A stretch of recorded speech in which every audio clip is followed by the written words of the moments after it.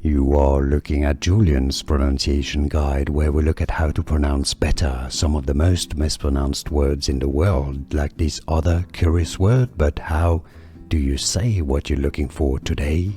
Let's learn how to pronounce the name of this French footballer in French and in English.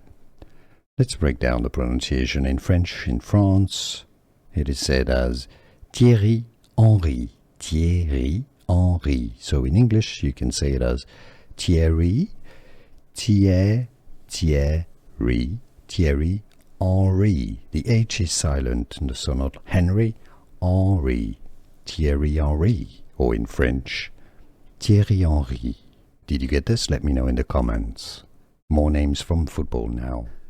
Here are more videos on how to pronounce more confusing words and names too many mispronounced. Like this video if you found it useful. I appreciate your support. I'll see you soon and thanks for watching.